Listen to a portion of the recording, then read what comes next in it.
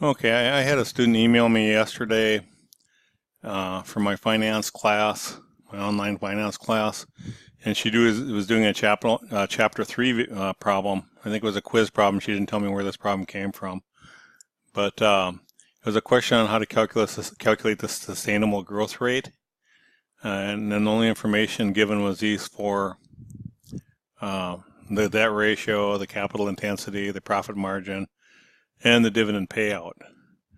And this is actually a pretty tough problem unless you know what formulas to use, so I definitely thought it was a good idea to make a video.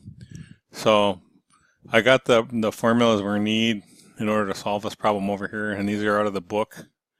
And the first thing it asks for is a sustainable growth rate, and this is the equation we'd use. We need the return on equity times the retention rate divided by 1 minus the return on equity times the retention rate ratio. Now the retention ratio is pretty easy to find. You just use this formula here. The retention ratio is equal to 1 minus the dividend payout ratio, and we have that right here. So let's go ahead and calculate that right away. So we have the retention ratio is equal to 1 minus, and we want the dividend payout ratio, which is right here. So now we have the retention ratio. So we've got one of the variables we need, or one of the terms we need in order to calculate this answer they're looking for. The hard part is going to be getting the return on equity.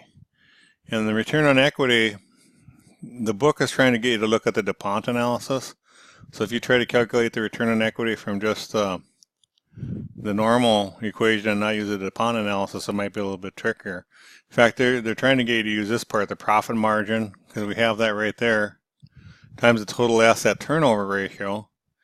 And they don't give us a total asset turnover ratio, but they give us something called the capital intensity. And the capital intensity is right here. And you can see the total asset turnover ratio and the capital intensity ratio are very similar.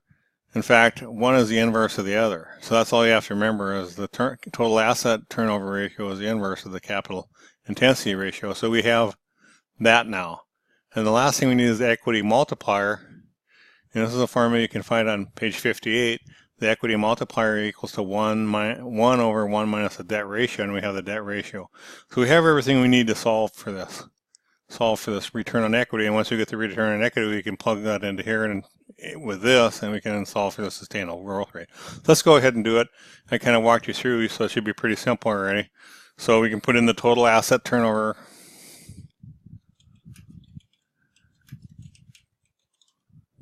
Okay, and I'm gonna format that as not underlined, right?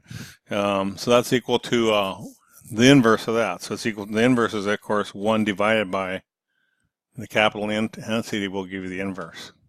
Okay, and let me put these formulas in here.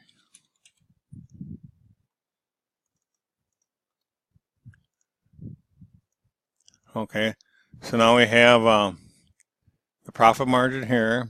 We have the, now we need the equity multiplier. So the equity multiplier is equal to, we're going to go equals 1 divided by, parentheses, 1 minus the debt ratio. Okay.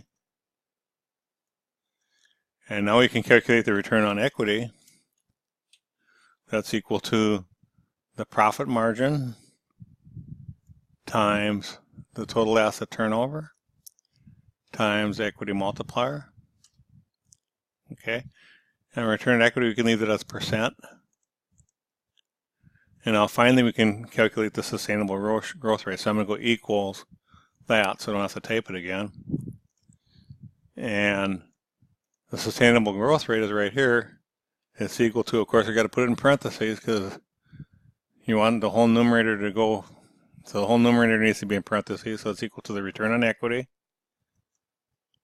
times the retention rate, close the parentheses, divided by, and we want the whole numerator in parentheses, so it's divided by parentheses, 1 minus parentheses, the return on equity times the retention ratio. close the parentheses twice. Okay, so that would be our answer for the sustainable growth rate. Okay, so this is a bit tricky because if you try to go down to the route we're trying to find this information, it's harder. So the book's trying to get you to look into the Dupont analysis and do it using the Dupont analysis. Okay, some of these problems, this is kind of a tricky thing to see too. You got to see that these two farmers are right next to each other, right? So you see that the total asset and sales, so you just automatically see that that's the inverse. This is just in the book, and when they're talking, I believe this is where they're talking about the DuPont ratio. I don't remember, but it's on page 58 in the book. So anyway, hope that helps, and thanks for watching.